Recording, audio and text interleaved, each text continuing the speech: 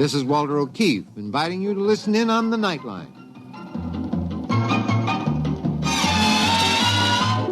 Tonight, live the incredible life of ages yet to come, in a time that might be 1,000,000 years from now, on X-1.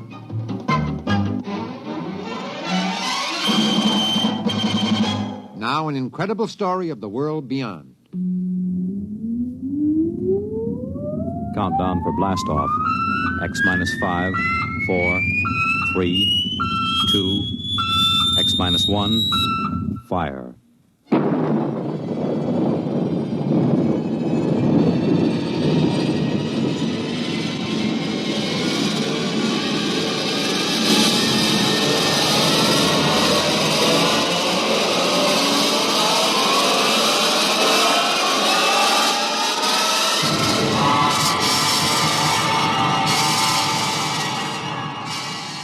From the far horizons of the unknown come tales of new dimensions in time and space. These are stories of the future, adventures in which you'll live in 1,000,000, could be years, on 1,000 maybe worlds. The National Broadcasting Company, in cooperation with Galaxy Science Fiction Magazine, presents X-1.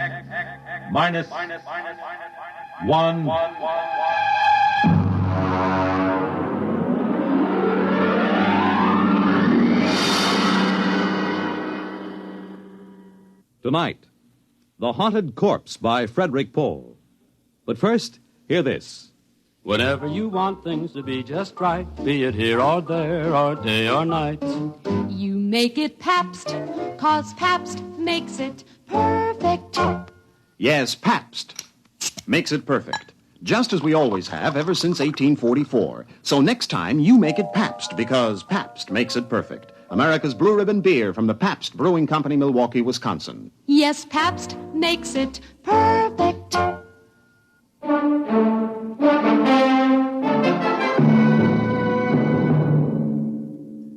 Now, X-1 and the story of The Haunted Corpse.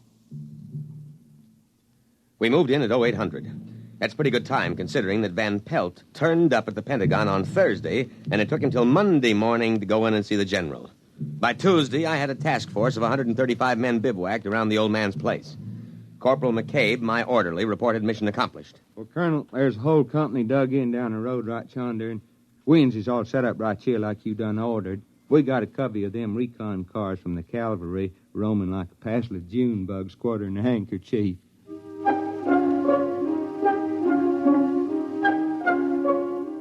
McCabe isn't very bright, but he's loyal.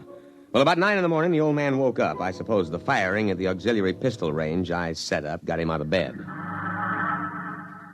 Get out of here. Go on, you. Get those trucks off my lawn. Get out! Dr. Horn! Oh, what is this, the Boy Scout Jamboree? Are you the scoutmaster? Dr. Horn, I am Lieutenant Colonel Windermere, sir. My orders are to establish a security cordon about your laboratory. What? Here you are, sir, my copy of your orders. What the devil is this nonsense? You will see they are signed by General Follansby himself. I know. That sniveling rat Van Pelt. He went to the army, is that it? That mountainous, ungrateful tub of rancid lard went crawling into Washington and ratted to some tin soldier. Sir, General Follansby is not a tin soldier. Is that it? Did Dick Van Pelt come to you with some cock and bull story? The chicken-livered, worm-eaten, misbegotten offspring of a... Dr. Horn, the general asked me to give you his personal assurance that we will not interfere in your work here. But I'm sure you understand the importance of security. Now, you listen to me. The Horn effect is my personal property, not the government's or the Army's. What is this, creeping socialism? Sir, security. My orderly isn't cleared. Oh, that don't make no never mind, Colonel. I don't rightly grasp what he's saying nohow. McCabe, report to my tent. Oh, just when it's getting interesting. Now, Dr. Horn, I want you to know that I'm here to help you. If there's anything you want, just ask me. If you want to go into town, that can be arranged. Of course, you'd better give us 24-hour notice so we can clear the streets and check out all... Young man? Yes, sir. You may go to the devil.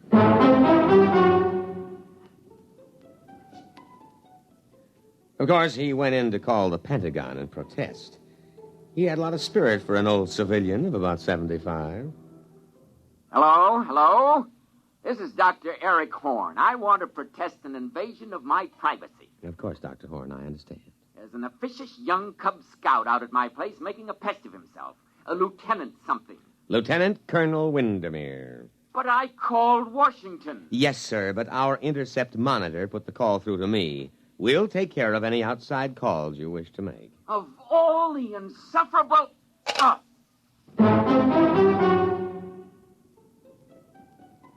At about 0600 the next morning, I ran a surprise full-scale inspection and simulated infiltration.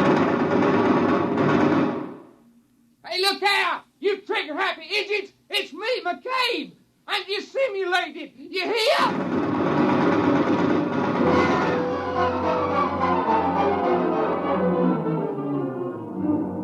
Fortunately, he was only grazed. The wire-stringing detail worked all night, and we had surrounded the old Victorian house with triple-strand electrified barbed wire with guard towers every 50 feet.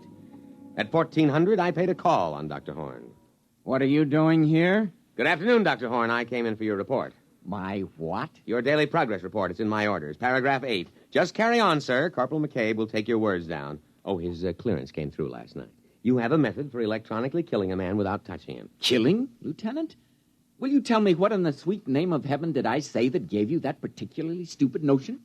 But I understand. You think this is a weapon. Of course, sir. Of course.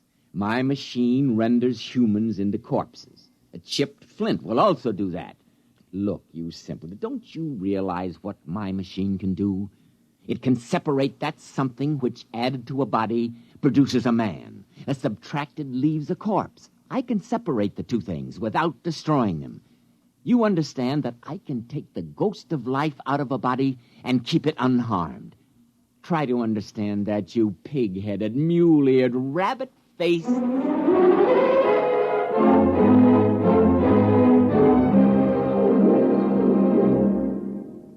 You're listening to The Haunted Corpse, tonight's attraction on X-1. You know, the property value of your home depends on the well-being of your community and your neighborhood, on things like good lighting for your streets, accessible parks and playgrounds, and cleaning up slums. And what others are doing, you can do. In Michigan, a city group launched Operation Bootstrap to rehabilitate houses, clean up slums, and interest everyone in better living standards. In Pennsylvania, a local real estate board surveyed every property in town, got 500 improved and 50 hopeless slums torn down. So help clean up slums and keep up your own home as well. To help keep your community sound, get into Action. Action is a national organization designed to help you protect the well-being of your community. For free information on your particular problem, write to Action, Box 20, Radio City Station, New York 20, New York.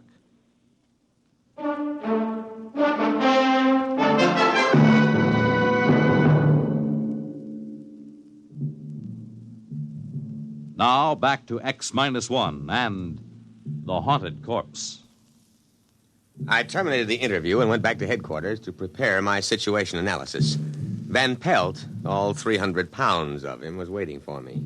He was eating a can of sea ration with a knife. He's perfectly sane, Colonel, but he's dangerous. Very dangerous. You've got to protect me, absolutely. Van Pelt, I want the straight dope on Horn. Now, what is this ghost business? Oh, that. That's just his way of putting it. You see, care to join me in a can of beans? No, thank you. Well, there's a difference between a living man and a dead man, and that difference is what Dr. Horn whimsically calls a ghost. Call it life plus intelligence plus soul, if there is such a word in your lexicon, Colonel. You mean his machine conjures up ghosts? No, Colonel. Dr. Horn is an impossible old vulture, but he's not a faker. Horn can drain the essence of life from a body and store it, or if he wishes, he can replace them in another body. Would you mind handing me the can opener? This looks interesting. Macaroni and beef. Supper ration.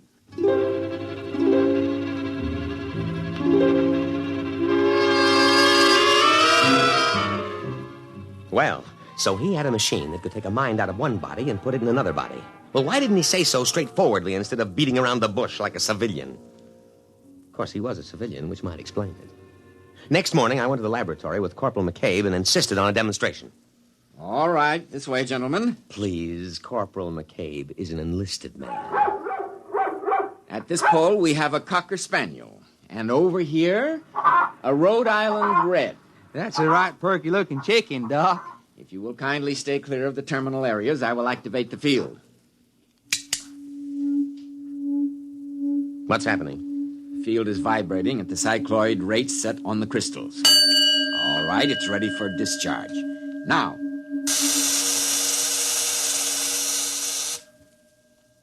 Well? Watch. Here, Rover. Here, boy. Here, boy. Hey, that ain't no hound. That's the chicken. I know. Here, Rover. Well, I'll be pickled for an eel. That little old chicken is trying to wag its tail. And over here. Here, chick, chick, chick, chick, chick, chick, chickie. Here, chick, chick, chick, chick, chick, chick. Well, doggone. I never did see the like of that. A flop-eared, honest-to-Pete dog trying to peck corn.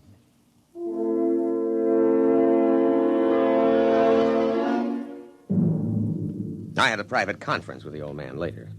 Under Section K of my security regulations, I moved on my own initiative. Well, Lieutenant? Lieutenant Colonel, there is a slight difference. Well? Now, can you do this with people? Indeed I can. But the silly laws covering these things, they won't let me. I've tried. Imagine a simple exchange. A man dying of terminal cancer and a feeble-minded youth. Put the sound mind into the sound body and let the decayed parts rot together. But will they let me? No, no. You've never tried the machine on people? No. But you're here, a military man, Very brave. All I need is a volunteer. That coward Van Pelt refused. That's why he sneaked off to you. But a brave soldier like you... Negative, sir. Negative. But, Lieutenant... Negative, sir. And besides, I am not a lieutenant. I'm a field-grade officer. I don't believe you appreciate the investment the service has made in my training. However, if you need volunteers, the Army has a way of obtaining volunteers, sir. We'll see what we can do.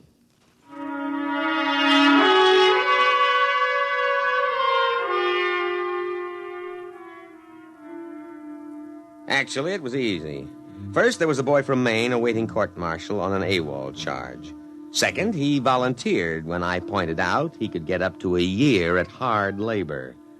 And then McCabe. Oh, no, Colonel, sir. I ain't a volunteering type. Well, McCabe, I have been asked to recommend a non-com for infantry assignment in the Aleutian Islands. Infantry? Yes. Advance, rifle, platoon, scout. The Aleutians? In the winter. Colonel, sir, I begs to report you have found a volunteer, namely I.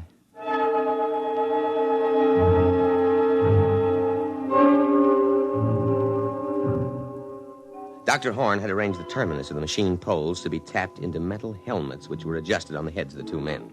This here reminds me of playing left tackle. Ready, Lieutenant? Ready. But, Colonel, sir, maybe I better not try this. Well, I mean, I cancel my GI insurance. The Aleutians? Yes, sir, Colonel, sir. Well, goodbye.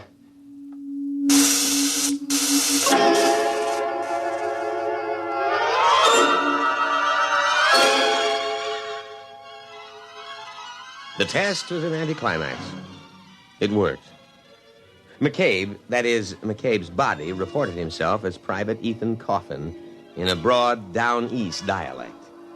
I had Horn switch them back, and then I went back to my tent and put through a call. Crash priority. General Fallins be on a scrambler circuit, Colonel, sir. All right. Now leave, McCabe. This is top secret. They don't never tell me nothing. I swear it's worse than grade school. Now, General... Colonel! Van Pelt, what's the idea of barging in? I'm making a top secret You call. didn't let Horn make his test. You didn't... Now, out, Van Pelt, out. But that's all he's been waiting for. You gotta listen to me. McCabe! Colonel! Escort Mr. Van Pelt out.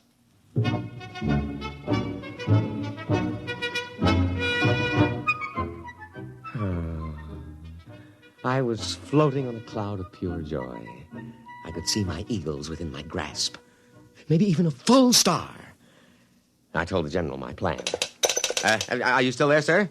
Oh, well, you see, we use the device for intelligence. Suppose someone way up top in their government should visit the United States. We switch him. Put our own man in his body, you see?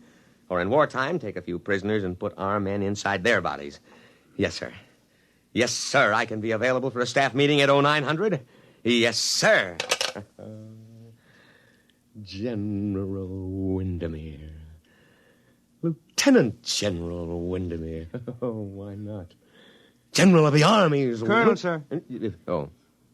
What is it, McCabe? That Mr. Van Pelt. Listen, McCabe, next time I'm on the top-secret scrambler to the Pentagon, don't you dare let anybody into the command tent. No, sir, Colonel, sir. But this here Van Pelt... I don't want to hear about him. Now let him cool his heels a while. Well, he ain't. That is, he left. Good. But he carried on something frightful.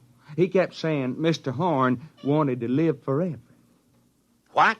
Screwy, ain't it? That's what he said. He said all Horn was waiting on was to make a test on human beings. He said that he's going to grab the first man he runs into and steal his body. I think he is drunk or something. McCabe, call a condition red alert. Well, what for? Don't argue. Oh, never mind. You go up to the laboratory and take Dr. Horn into custody. I'll give the alert. Now move.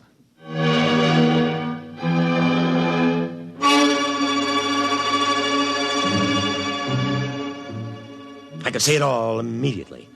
I grabbed my sidearm and buckled it on. Then I threw the switch that signaled a red alert throughout the unit. Just what you'd expect from a selfish civilian like Horn. He'd take an invention like this and use it to steal other people's bodies to prolong his own nearly senile existence in a younger body. And if that happened, there goes my General Star. Because he'd surely smash the machine and we'd never be able to trace him or switch him back, and we wouldn't know which body he stole. I was held up at the inner perimeter for 5 precious minutes while some idiot insisted on a password. I just happened to forget it, although I had issued it in the morning. Luckily, while I was swearing at him, I accidentally hit the right combination and let me through. Van Pelt had gone into the laboratory. I knew that. Probably to try to stop the old man. But the effect would be to supply him with a body.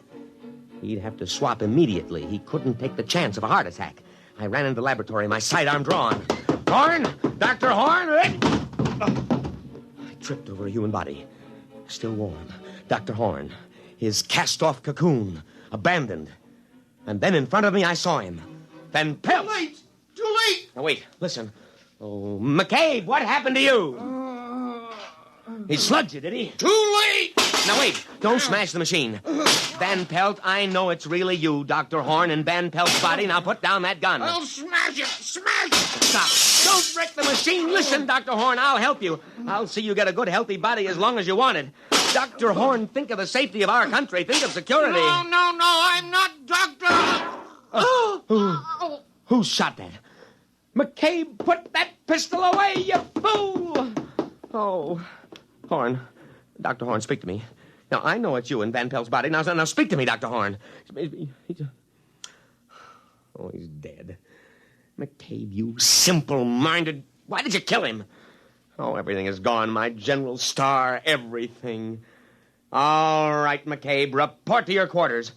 You'll get a court-martial that'll make your hair curl.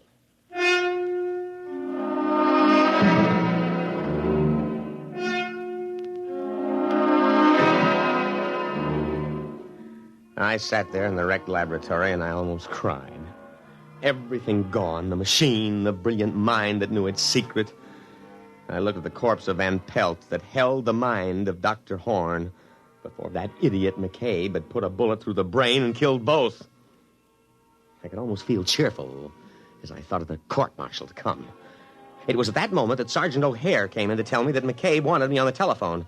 I picked it up and waited to hear the miserable rat crawl and plead for mercy. Colonel, sir, this here's Corporal McCabe. McCabe, there is no use pleading for mercy. I trust you have managed to find your quarters. You're under arrest. That's what I thought. I don't think I'll stay for the court-martial, Lieutenant. They bore me. McCabe, but the voice. Dr. Horn. Precisely, Lieutenant, precisely. Goodbye now. If a body meet a body coming through the... Goodbye, Lieutenant. Thanks for the body.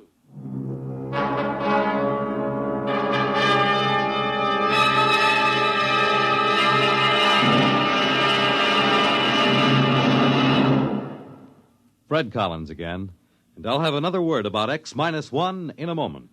Have you ever asked yourself what this country's most important natural resource is? I'm Dorothy Olson, NBC Bandstand singing schoolteacher. Our most important resource? Well, you might consider it our mineral deposits, or our tremendous sources of water power, or maybe our great forests. Well, these are all very important natural resources, but there's one resource that's more important than all these combined: our children. Don't neglect them or their educational facilities. Poor schools breed inadequate citizens for tomorrow. And another thing, keep your youngsters in tip-top shape so that they won't miss important school days. Dress them against the weather so they won't catch needless winter colds. Check their wardrobe as they go back to school this fall to be sure that they have plenty of the right kind of clothing. Remember, our children are this nation's most important natural resource. It's your job to protect their future as they go back to school this fall. You have just heard X-1, presented by the National Broadcasting Company in cooperation with Galaxy Science Fiction Magazine. Your announcer, Fred Collins. X-1 was an NBC Radio Network production.